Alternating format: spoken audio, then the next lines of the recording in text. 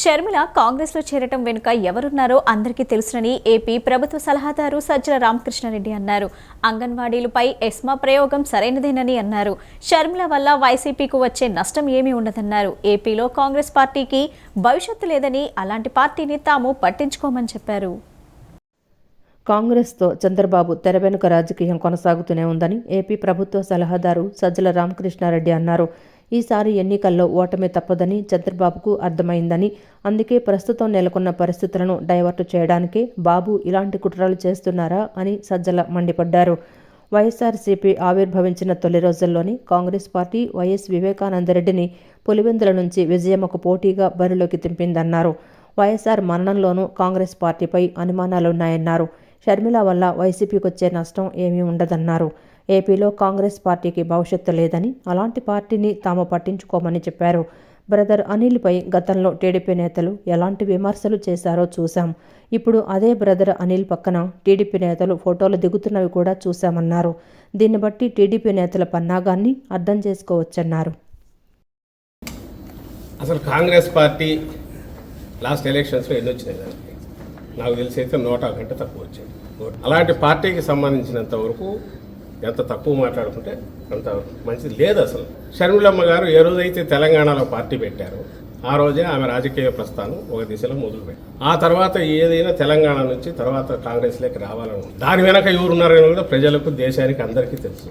ఈ రోజుకు తెలుసు. చంద్రబాబు నాయుడు అనే వ్యక్తి అన్ని రకాలుగా ఒకవైపు కాంగ్రెస్ను మేనేజ్ చేస్తూ, ఇంకోవైపు బీజేపీలో తన మనుషుల ద్వారా మేనేజ్ చేస్తూ, పవన్ కళ్యాణ్ను, జనసేనను మేనేజ్ చేస్తూ, నేను ఎప్పుడు అంటుంటాను ఆర్కెస్ట్రా ఏ నుంచి జడ్ వరకు రకరకాల పార్టీలను, వ్యక్తులను అందరినీ ఇచ్చేస్తూ జగన్మోహన్ రెడ్డి గారి టార్గెట్గా ఎట్లా ఒట్లా అర్జెంటుగా ఆయన దించాలి. ఎందుకంటే వేరే రకంగా ఎదుర్కోలేడు కాబట్టి ప్రజల్లోకి వచ్చి కానీ ప్రజల సమస్యల గురించి దాని మీద యాక్ట్ చేసి కానీ, లేదా నేను అధికారంలో ఉన్నప్పుడు ఇది చేశానని చెప్పుకునే ఘనకార్యం లేదు కాబట్టి, అది లేదు కాబట్టి, సో ఇలా కొత్తవన్నీ తీసుకొచ్చి వీటి ద్వారా ఏదో సంచలనమైన ఇది జరిగింది అన్నట్టు ఒక రకమైన మీడియా పరమైన పర్సెప్షనల్ ఇది క్రియేట్ చేయడానికి చేసే దాంట్లో భాగంగా దీన్ని కూడా కుట్ర పన్నాడు.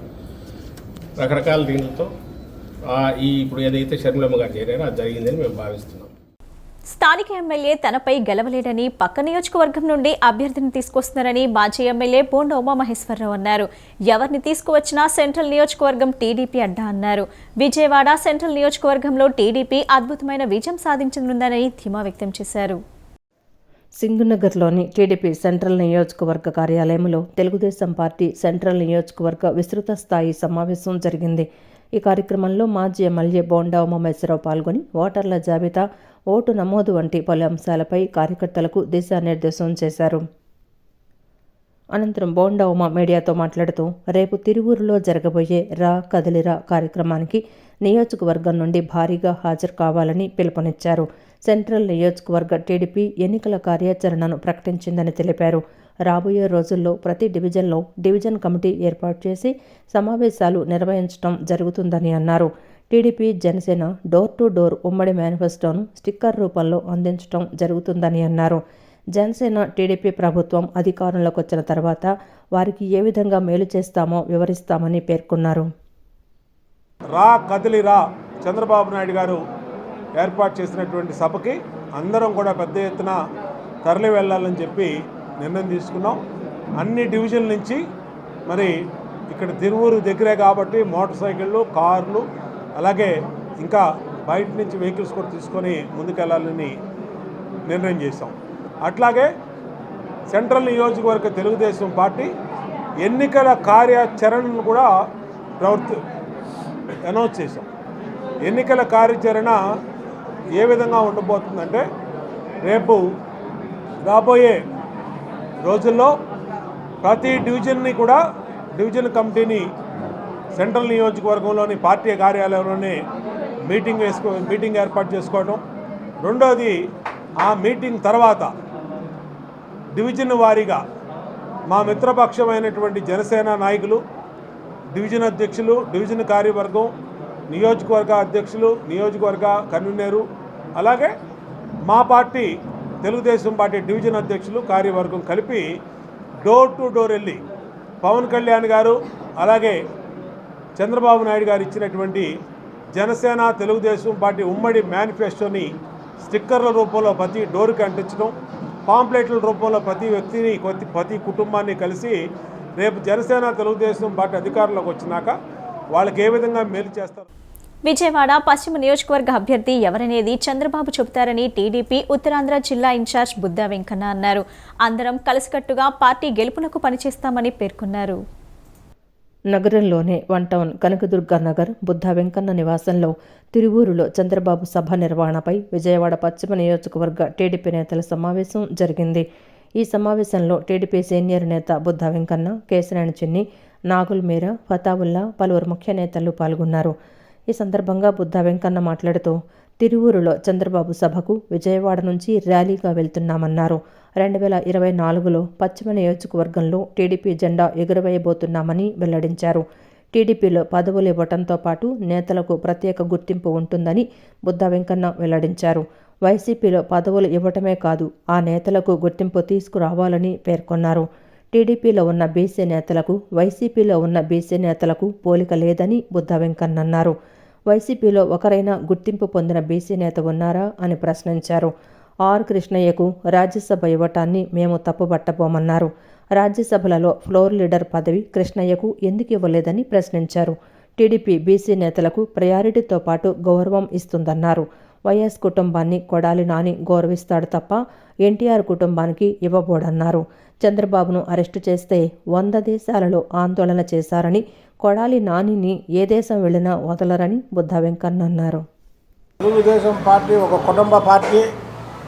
అందరూ కూడా కలిసికట్టుగా ప్రయాణించి తెలుగుదేశం పార్టీ జెండాని 1983లో ఎలాగైతే పశ్చిమ నియోజకవర్గంలో గెలిచింది, ఆ రోజు బట్టి ఈ రోజు వరకు పొత్తుల్లో పోవడం కానీ లేకపోతే ఇంకోటి ఇదే కానీ మళ్ళీ 2024లో తెలుగుదేశం పార్టీ జెండా ఇక్కడి నుంచి రెపరెపలాడటమే కాకుండా ఇక్కడ గెలిచిన వ్యక్తి సైకిల్ మీద పక్కన అసెంబ్లీకి వెళ్తాడని, ఆ వ్యక్తి ఎవరనేది చంద్రబాబు నాయుడు గారు ఫైనల్ చేస్తారని, చంద్రబాబు గారు ఏం చెప్తే అదే మా అందరి నిర్ణయాన్ని కూడా తెలియజేస్తాను. కొడాలి నాని ఒక పిచ్చి కుక్క, వాడు ఇష్టం వచ్చినట్టు వాగుతున్నాడు.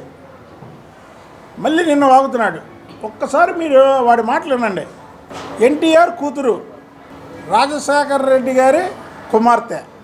ఎన్టీఆర్కి గౌరవం లేదు, కూతురు రాజశేఖర రెడ్డి గారి కుమార్తె. ఆమెను కూడా కూతురు అనొచ్చు, షర్మిల గారిని. అక్కడికి వచ్చేసరికి గౌరవం పెరుగుతుంది, ఇక్కడికి వచ్చేసరికి గౌరవం తగ్గుతుంది. వీడు నేను ఎన్టీఆర్కి వారసుని, ఎన్టీఆర్ గారు నేను క్లాస్మేట్స్, అది పెద్ద ఆయన ఎన్టీఆర్ గారు భక్తుడిని అని చెప్తాడు. వీడు అంటాడు చంద్రబాబు గారు బీసీలకి ఎవరికి ఇచ్చేశాడు, ఎవరిని పెంచాడు, ఎవరికి పదవులు ఇచ్చాడు అంటాడు. అరే పిచ్చి కుక్క, నీ జగన్మోహన్ రెడ్డి పార్టీలో ఒక ఎర్రనాయుడు పర్సనాలిటీని చూపించగలవా? ఒక యనమల రామకృష్ణ గారి పర్సనాలిటీని చూపించగలవా? ఒక అచ్చెన్నాయుడు గారి పర్సనాలిటీని చూపించగలవా? నాకు ముఖ్యమంత్రి అభ్యర్థిగా ప్రకటించినటువంటి కృష్ణయ్యని తెలుగుదేశం పార్టీ ముఖ్యమంత్రి అభ్యర్థిగా ప్రకటించింది. ఎల్బీ నగర్లో సీట్ ఇచ్చి గెలిపించింది. అవాళ అక్కడ కార్యకర్తలందరూ ఆయన్ని వద్దన్నా సరే చంద్రబాబు నాయుడు గారు లేదు, ఆయన ముఖ్యమంత్రి క్యాండిడేట్, బీసీ వర్గానికి చెందినటువంటి వ్యక్తి, ఆయన్ని మీరు అందరూ సహకరించాలని పోటీ చేయమంది. గత 25 ఏళ్ళుగా ఈ నియోజకవర్గంలో తెలుగుదేశం పార్టీ కార్యకర్తలకు ఏ ఇబ్బంది వచ్చినా అండగా ఉన్నది. తెలుగుదేశం పార్టీని పెంచడంలో మా ఇద్దరితో పాటు ఇక్కడ నాయకులు పూర్తి సహాయ సహకారాలు ఉన్నాయి. మాదొక్కటే నిర్ణయం, చంద్రబాబు నాయుడు గారికి విధేయులుగా ఉన్న వాళ్ళ పట్ల గౌరవంగా ఉంటాం, విధేయులు కాని వాళ్ళ పట్ల మేము గౌరవంగా ఉండం. మా నాయకుడి మీద చిన్న మాట అన్నా మేము ఊరుకునేటువంటి ప్రసక్తి లేదు. ఒక మాటకు 100 మాటలు అనడానికి మేము ఎప్పుడూ సిద్ధంగా ఉన్నాం. ఎందుకంటే ఒక బీసీగా, ఒక ముస్లింగా ఈ పశ్చిమ నియోజకవర్గం బలహీన వర్గాల నియోజకవర్గం. అన్న ఎన్టీ రామారావు గారి అభిమానులు అధికంగా ఉన్నటువంటి ఈ నియోజకవర్గంలో బొద్దా వెంకన్న గారు చెప్పినట్లుగా 2024లో ఖచ్చితంగా పశ్చిమ నియోజకవర్గం నుంచి సైకిల్ మీద తెలుగుదేశం పార్టీ అభ్యర్థి అమరావతి అసెంబ్లీకి వెళ్ళబోతా ఉన్నాడు. ముఖ్యమంత్రి వైఎస్ జగన్మోహన్ రెడ్డి ప్రభుత్వం చేకూర్చిన లబ్ధిని ప్రజలకు వివరిస్తూ వారిని పార్టీలకు మరింత చేరువ చేయడమే లక్ష్యంగా గడప గడపకు మీ అవినాష్ అన్న హామీ కార్యక్రమం నిర్వహిస్తున్నట్లు తూర్పు నియోజకవర్గం వైసీపీ ఇన్ఛార్జ్ దేవినేని అవినాష్ సతీమణి దేవినేని సుధీర సోదరి దేవినేని క్రాంతి తెలిపారు. అభివృద్ధి సంక్షేమానికి పెద్దపీట వేసిన సీఎం జగన్ అన్ని వర్గాల ప్రజల మన్ననలు పొందారని, పథకాలను ఇంటి వద్దకే అందిస్తున్న ఘనత జగన్ సొంతమని వారు పేర్కొన్నారు. తూర్పు నియోజకవర్గ పరిధిలోని 3వ డివిజన్ కనకదుర్గ నగర్ పెద్ద పార్కు దగ్గర నుండి దేవినేని అవినాష్ సతీమణి దేవినేని సుధీర, 12వ డివిజన్ నెహ్రూ రోడ్డు చివరి నుండి సోదరి దేవినేని క్రాంతి, 14వ డివిజన్ వినాయక విహార్ అపార్ట్మెంట్స్ నుండి అవినాష్ బావ వై సిద్ధార్థ మీ అవినాష్ అన్న హామీ కార్యక్రమాన్ని నిర్వహించారు. గడప గడపకు వెళ్లి ఈ 4.5 ఏళ్లలో వైఎస్ఆర్ కాంగ్రెస్ పార్టీ ప్రభుత్వంలో చేపట్టిన సంక్షేమ అభివృద్ధి కార్యక్రమాల గురించి వివరించారు. సీఎం జగన్ పేదల పక్షపాతని అన్నారు. నవరత్నాలు పక్కాగా అమలు చేస్తూ రాష్ట్రాన్ని అభివృద్ధి పదంలో తీసుకువెళ్తున్న ఏకైక ముఖ్యమంత్రి సీఎం జగన్ అని కొనియాడారు. సీఎం జగన్ సహకారంతో నియోజకవర్గాన్ని అభివృద్ధి చేస్తున్న దేవినేని అవినాష్ రాబోయే ఎన్నికల్లో విజయం సాధించడం తథ్యమని ధీమా వ్యక్తం చేశారు.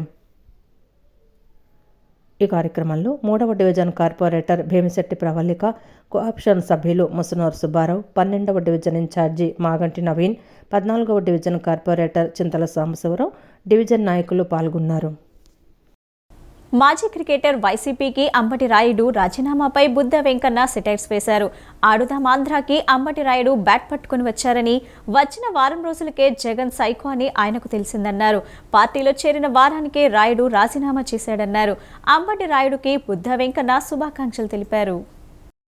ఆడుదాం ఆంధ్ర అని జగన్మోహన్ రెడ్డి పెడితే అందులో నిజంగానే #1 క్రికెట్ ప్లేయర్ ఏదైనా మన ఆంధ్ర నుంచి ఆ క్రికెట్లో ఒక అగ్రస్థానానికి వెళ్ళాడంటే అందరం అభినందించాలి, అందరం గౌరవించాలి. ఆయన ఆడుదాం ఆంధ్ర అని బ్యాట్ పట్టుకొని వచ్చాడు. బ్యాట్ పట్టుకొని వస్తే అమ్మని సైకో మెంటాలిటీ తెలిసిపోయింది 2 రోజుల్లోనే. సైకో అంటే ఎవరో జగన్మోహన్ రెడ్డి.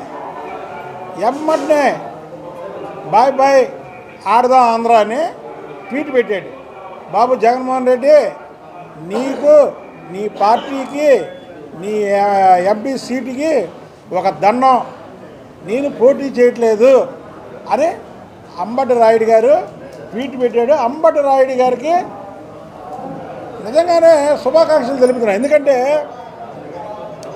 మీరు ఒక ఆటగాళ్ళు, క్రికెట్ ప్లేయర్, ఒక స్పోర్టివ్గా తీసుకునే మనస్తత్వం మీది. మీకు ఎవరి మీద కక్ష ఉండదు, మీ మీద ఎవరికి కక్ష ఉండదు. కానీ ఈ కక్ష సాధింపు మనిషి దగ్గరికి 2 రోజుల్లో వెళ్ళగానే మీకు ఆ మెంటాలిటీ తెలిసిపోయి ఆడుదా ఆంధ్ర జరుగుతున్న తరుణంలోనే భారతదేశంలోనే ఒక మంచి క్రికెట్ ప్లేయర్ అయినటువంటి మీరు బాయ్ బాయ్ జగన్ అని చెప్పడం మాత్రం మీకు శుభాకాంక్షలు తెలియజేస్తున్నామని.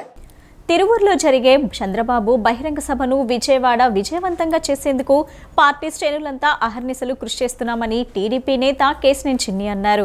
1 టౌన్ బుద్ధ వెంకన్న నివాసంలో పశ్చిమ నియోజకవర్గ టీడీపీ శ్రేణులు సమావేశంలో కేశినేని చిన్ని పాల్గొన్నారు. తెలంగాణ సరిహద్దులు జరుగుతున్న నేపథ్యంలో జనాలను సమీకరించాల్సిన అవసరం లేదని, 2 తెలుగు రాష్ట్రాల్లో చంద్రబాబు అభిమానులు స్వచ్ఛందంగా తరలివచ్చి సభను విజయవంతం చేస్తారని కేశినేని చిన్ని ధీమా వ్యక్తం చేశారు.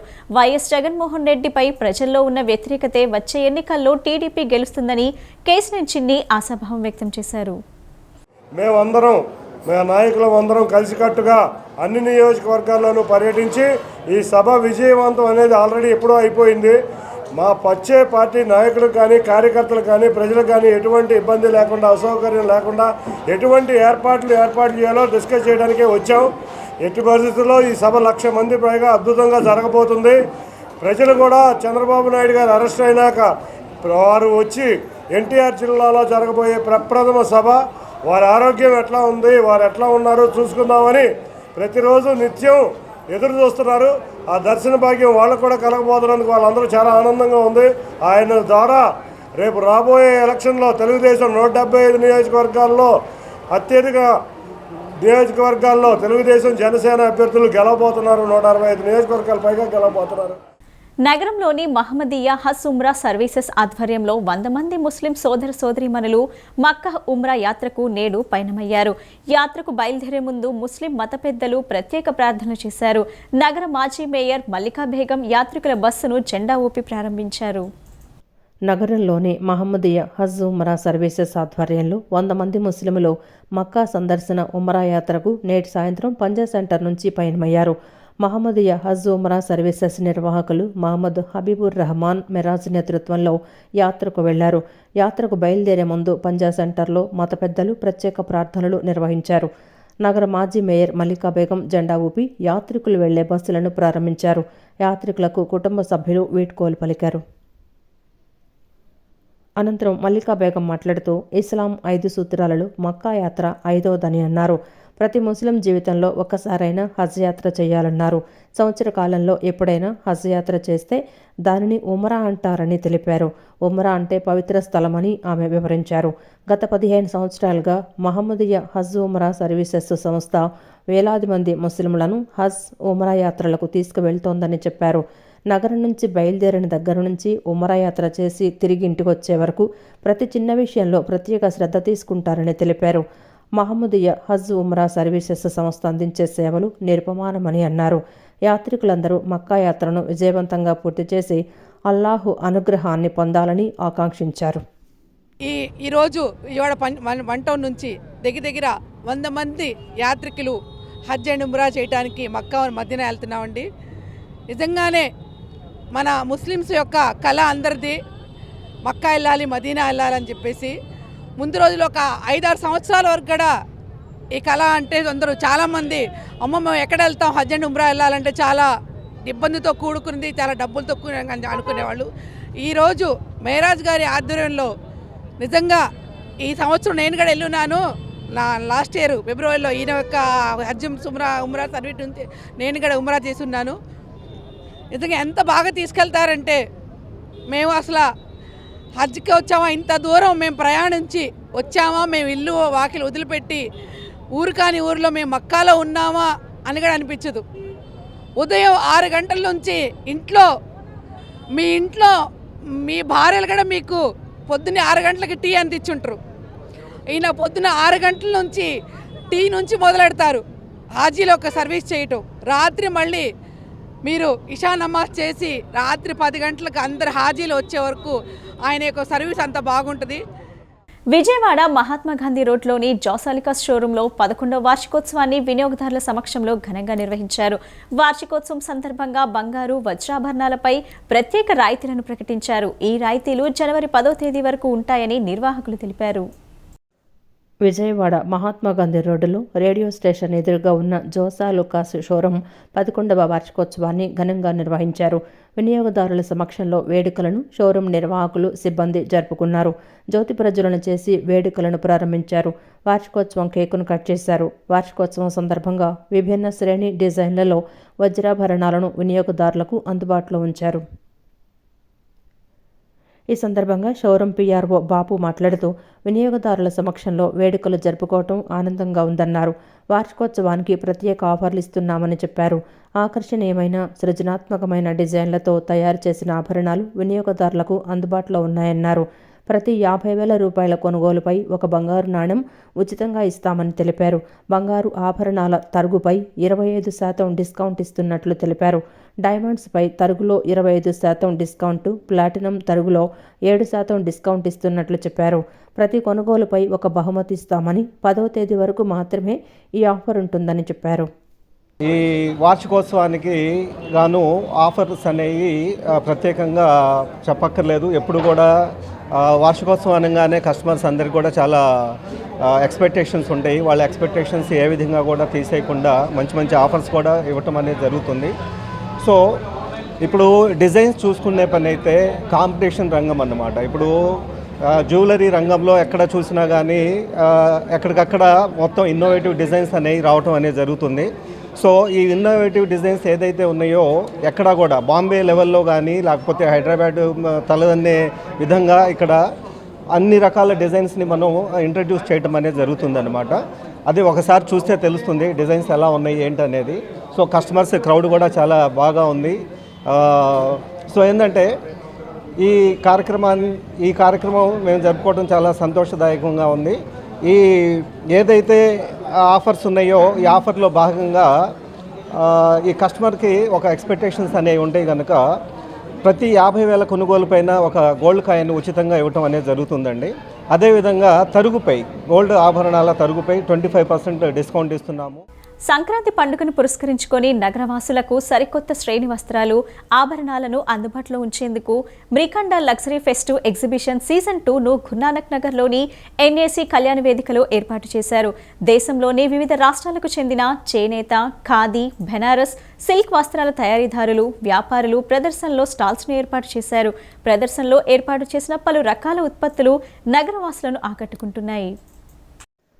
చేనేత కళాకారులను ప్రోత్సహించేందుకు సంక్రాంతి పండుగ సందర్భంగా నగరవాసులకు సరికొత్త శ్రేణి వస్త్రాభరణాలు ఒకే వేదికపై అందుబాటులో ఉంచేందుకు ఔత్సాహిక యువ వ్యాపారవేత్తలు నల్లూరు కోమలాభిరామి, నల్లూరు చరిత ఆధ్వర్యంలో గురునానక్ రోడ్లోని ఎన్ఎస్సి కళ్యాణ వేదికలో మ్రికండా లగ్జరీ ఫెస్టివ్ ఎగ్జిబిషన్ సీజన్ 2ను ఏర్పాటు చేశారు. నేడు రేపు 2 రోజుల పాటు కొనసాగే ఈ ఎగ్జిబిషన్ను నల్లూరు కోమలాభిరామి, నల్లూరు చరిత, నల్లూరు మాధవీలత, నల్లూరు అఖిల్ జ్యోతి ప్రజ్వలన చేసి రిబ్బన్ కట్ చేసి ప్రారంభించారు. అనంతరం ప్రదర్శనలో ఏర్పాటు చేసిన వివిధ రకాల ఉత్పత్తులను తిలకించారు. ప్రదర్శనలో వివిధ రాష్ట్రాల నుండి వచ్చిన వస్త్ర వ్యాపారులు తమ ఉత్పత్తులను ప్రదర్శించారు. చేనేత వస్త్రాలు, కాటన్, జరీ, సిల్క్, బెనారస్, కంచి ఇలా విభిన్న శ్రేణి చీరలు, డ్రెస్సులు, డ్రెస్ మెటీరియల్స్ ప్రదర్శనలో కొలువు తీరాయి. చిన్నపిల్లల దగ్గర నుంచి పెద్దల వరకు అన్ని వయసుల వారికి సరిపడా వస్త్రాలు లభ్యమవుతున్నాయి. మగువల అందానికి మరింత మెరుగులు దిద్దే ఆభరణాలు అనేకం ఉన్నాయి. ఆకర్షణీయమైన డిజైన్లు, మోడల్స్లో ఉన్న ఆభరణాలు మహిళలను విశేషంగా ఆకట్టుకుంటున్నాయి. ఈ సందర్భంగా ప్రదర్శన నిర్వాహకులు నల్లూరు కోమల్ అభిరామి, నల్లూరు చరిత్ర మాట్లాడుతూ వీవర్స్, ఖాదీ, పాటన్ పటోలా, ప్యూర్ జరీ, బెనారస్ వస్త్రాలు ప్రదర్శనలో ఉన్నాయన్నారు. ఢిల్లీ, ముంబై, అస్సాం, పూణే, హైదరాబాద్, చెన్నై నుంచి వస్త్ర వ్యాపారులు తమ ఉత్పత్తులను ప్రదర్శనలో ఉంచామని తెలిపారు. సీజన్ 1 ఎగ్జిబిషన్కు ప్రజల నుంచి విశేష స్పందన లభించిందని, సంక్రాంతి పండుగ సందర్భంగా సీజన్ 2 ఎగ్జిబిషన్ను ఏర్పాటు చేశామని తెలిపారు. నేడు రేపు 2 రోజుల పాటు ఈ ప్రదర్శన ఉంటుందని, నగరవాసులు ఎగ్జిబిషన్ను తిలకించి సంక్రాంతి పండుగ షాపింగ్ చేసుకోవాలని కోరారు. మ్రికండా అనే ఎగ్జిబిషన్ ఇక్కడ ఎన్ఏసీ కళ్యాణ వేదిక గురునానక్ కాలనీలో కండక్ట్ చేస్తున్నాం. ఇక్కడ చాలామంది వీవర్స్, ఖాదీ, పాటన్ పటోలా, ప్యూర్ జరీ బెనారస్ చాలామంది వచ్చారు. ఢిల్లీ, బాంబే, అస్సాం, పూణే, హైదరాబాద్, చెన్నై, కంచిపట్టు చీరలు చాలామంది వచ్చారు. We're encouraging women entrepreneurs and weavers. So మీరందరూ వచ్చి వాళ్ళని ఎంకరేజ్ చేస్తే మేము చాలా హ్యాపీగా ఫీల్ అవుతాం. మేమిద్దరం కలిసి చేస్తున్నాం. ఫస్ట్ సీజన్ చాలా బాగా సేల్ అయింది. సో ఇది సెకండ్ సీజన్ ఇవాళ రేపు ఉంటుంది. 6-7 తారీఖుల్లో ఉంటుంది. అండ్ ఫెస్టివల్కి అన్నీ కావాల్సినవి అన్నీ దొరుకుతాయి మన దానిలో ఎగ్జిబిషన్లో. సో ఒకసారి వచ్చి విజిట్ చేయాలి.